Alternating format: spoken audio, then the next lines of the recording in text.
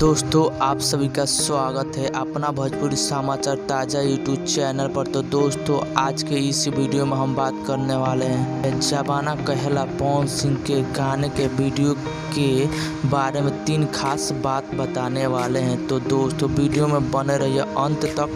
इसके पहले आप अगर मेरे चैनल पर नए आए हो तो कृपया मेरे चैनल को सब्सक्राइब कर दीजिए। तो चलिए दोस्तों वीडियो को शुरू करते हैं। तो दोस्तों जमाना कहेला पवन सिंह के गाने के वीडियो सुबह 6:30 बजे म्यूजिक यूट्यूब चैनल पर रिलीज हुआ था। पवन सिंह का फैन इस गाने को काफ़ी ज़्यादा अपना प्यार दे रहे हैं। तो दोस्तों देर ना करते हुए इस गाने के 3 खास बात के बारे में बात करने जा रहे हैं। पहला खास बात, इस गाने में व्यूज 5 घंटे में 2,75,000 व्यूज आ चुके हैं। और दूसरे खास बात के बारे में बात करें तो इस गाने में लाइक 38,000 आ चुके हैं। पवन सिंह के फ्रेंड इस गाने को लाइक किए हैं और अपना प्यार दिखाए हैं। और तीसरे खास बात के बारे में बात करें तो इस गाने 5 घंटे में 24,000 लोग इस वीडियो को में कमेंट कर दिए। इस गाने में पवन सिंह के फ्रेंड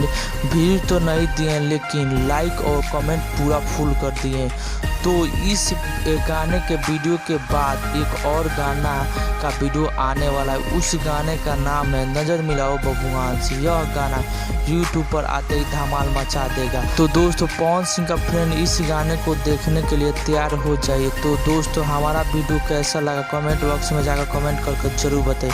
तो दोस्तों ऐसे ही बने रहिए हमारे भोजपुरी समाचार ताज़ा यूट्यूब चैनल पर। हम ऐसे ही नए खबर इस चैनल पर लाते रहते हैं और आप लोग भोजपुरी समाचार ताज़ा यूट्यूब चैनल पर अपना प्यार और आशीर्वाद बनाए रहिएगा। तो दोस्तों मिलते हैं आप लोग से किसी अन्य नए खबर के साथ।